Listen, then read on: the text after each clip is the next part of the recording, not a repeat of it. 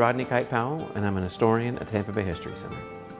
Vicente Martinez Ybor and Ignacio Aya both owned cigar factories in Cuba and in Key West. And so in the 1880s, particularly Mr. Ybor, they were both looking for a new location in the United States to produce cigars. And they looked at several different cities along the Gulf Coast. Mr. Ybor came to Tampa in October of 1885, so 140 years ago.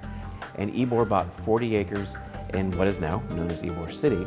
But that really is the beginnings of the cigar industry in Tampa. My name is Drew Newman, and I'm the oldest member of the fourth generation of J.C. Newman Cigar Company in Tampa. My great-grandfather, J.C. Newman, came to America in 1888 in search of the American dream.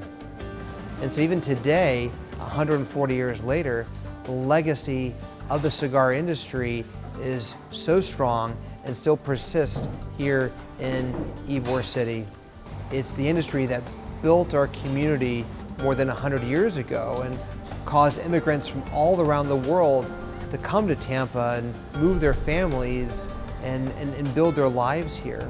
And not only was the tobacco for the cigars coming from Cuba, the labor for cigar manufacturing also came from Cuba. So you have this really intense kind of old world handmade craft work, but in very large scale factories, which was a bit of an anomaly. And again, that skilled labor had to come from where they already had the training. And for the most part, that was Cuba. So that's why you saw this huge influx of Cuban immigrants, Cubans and Afro-Cubans, so white Cubans and black Cubans. And a lot of the cigar manufacturers, the owners of the factories, and the management of the factories were Spanish or of Spanish descent. So you had that new connection to this country, to Spain. My great-grandfather became a cigar maker, starting at the bottom as an apprentice, sweeping the floors, getting coffee, slowly learning the art, the craft, the tradition of rolling cigars with his hands.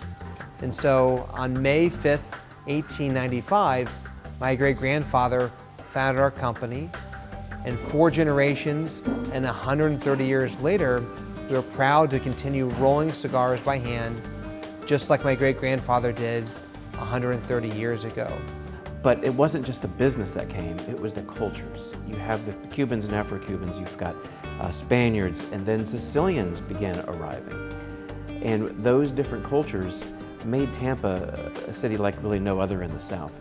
And we see that playing out again in all kinds of cultural aspects today, whether again it's dance or it's even language, but certainly in food and architecture. Walking the brick streets of Ybor City, you just feel its history. You can smell it. You can see the chickens, you can smell the cigars, smell the coffee, and just really embody this wonderful part of our community that makes Tampa so unique. I think the future of Ybor City potentially is pretty bright. There's a really well-known historian named Gary Mormino who did a lot of work in Ybor City in the 1980s. And he has often said, you know, every generation has their own Ybor City. And we're right now, I think, seeing the beginning of what that next generation's Ybor City is going to be. In the past decade, there's been a tremendous amount of investment, of new people moving in, living in Ybor City, bringing artists and creatives and new small businesses. There's been a resurgence of Ybor City, and it's so exciting to see.